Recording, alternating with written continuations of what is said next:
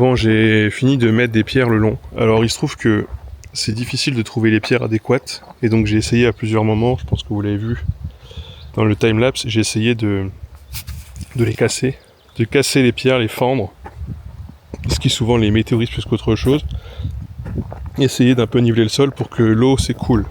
J'ai eu le problème pendant l'hiver quand j'avais creusé, donc là en creusant j'ai essayé de faire une pente légèrement descendante pour éviter que ça stagne dans ce coin-là. Donc voilà, j'ai mis des cailloux à peu près partout. Là je vais reprendre avec du bois parce qu'il me reste du bois et j'ai plus trop de cailloux. Donc là je vais mettre des ardoises. Il se trouve que j'ai pu en acheter assez facilement ou en récupérer assez facilement. Un gars sur le Bon Coin qui les fait à 50€ les 250 kilos.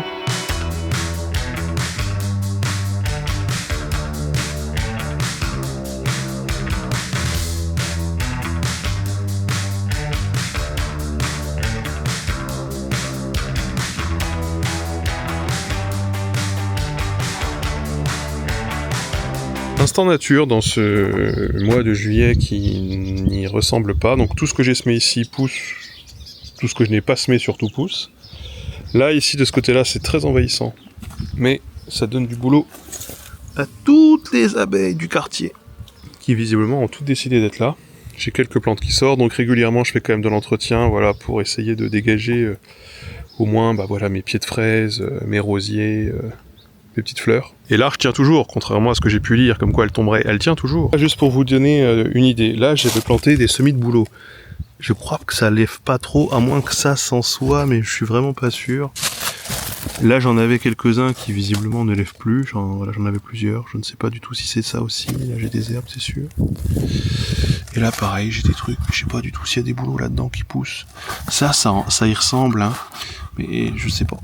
Je sais pas du tout. C'est une plante un peu longue à germer. Ça peut mettre de 1 à 3 mois pour germer, ça fait déjà 1 mois et demi que c'est là. Donc là mes allées en ardoise, j'ai pas fini parce que j'ai plus d'ardoise, faudrait que j'en rachète ou j'en récupère. En attendant, de toute façon, j'ai pas besoin d'aller par là. Bon, et là-bas non plus, dans la descente, c'est casse-gueule, c'est pas encore bien fait, etc. Peu importe. J'ai enfin sorti mon hortensia que j'ai remporté. C'est une bouture que j'avais faite l'année dernière. Évidemment, les limaces adorent. Et là, les fleurs sauvages que j'avais plantées ont vraiment poussé, hein, y a pas de problème. J'ai là aussi quelques fleurs de diverses couleurs. J'ai beaucoup de liserons là-dedans qui montent et qui est assez chiant. Donc j'ai remis du BRF ici, j'en ai recoupé une partie. Ici j'ai ces magnifiques fleurs jaunes qui ont plein de chenilles sur elles. Je sais pas si vous voyez, là il y en a plein, là il y en a plein. Alors du coup je les laisse exprès pour les chenilles. C'est sur une espèce menacée, c'est une chenille d'espèce menacée, je ne sais plus le nom, on a vérifié. Ça fait des espèces de papillons rouges qui sont très jolis. Donc évidemment, comme j'ai pas besoin d'aller par là, j'ai pas besoin de niquer non plus ces plantes. Hein. Voilà. Et par contre, le problème c'est que j'ai des ronces qui sortent dans tous les sens. Là, par exemple, tu fais pas attention, à côté de ton thym, t'as une ronce. T'en as derrière qui pousse. Là, t'en as partout, j'en ai déjà arraché vraiment de bonnes quantités. Donc au moins, j'ai passé mon été avec une bonne partie de l'été, avec beaucoup d'abeilles. Beaucoup besoin de débroussailler aussi, hein, c'est pour ça que je me suis ouvert la jambe en débroussaillant.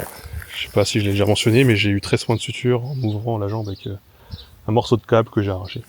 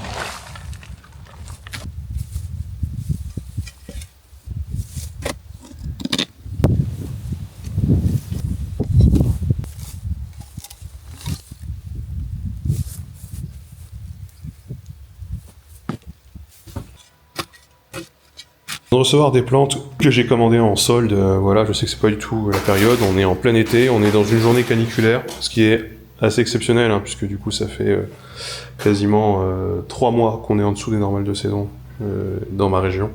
Je sais que c'est pas le cas à l'échelle de l'Europe, mais c'est le cas ici. Il y a beaucoup plus. Ce qui fait que j'ai surtout du liseron dans mon terrain et des limaces, quoi. Et donc j'étais assez mécontent du conditionnement. Ça a été beaucoup plus long prévu à arriver. Je mise pas énorme sur le taux de reprise. Mais bon, on va essayer de planter ça et on va serrer les fesses pour voir si ça va vraiment bien se mettre, quoi. Bon, nouvelle razzia sur les plantes, c'est les soldes.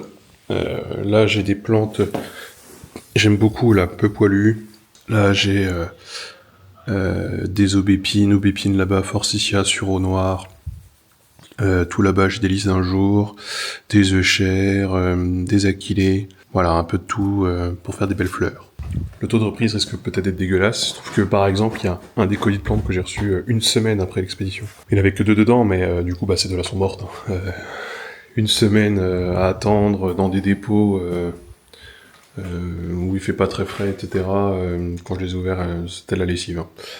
Bon, c'est le jeu, parfois ça arrive, surtout quand le livreur passe, que tu es là, mais qu'il considère que tu ne l'es pas, et puis il repart avec le colis, le dépose dans un dépôt, il faut que tu attendes 4 jours pour aller le chercher. Voilà, ça arrive avec les plantes par correspondance. C'est quand même vachement moins cher par correspondance, cela dit, donc ça vaut toujours le coup, mais bon, c'est des trucs à savoir.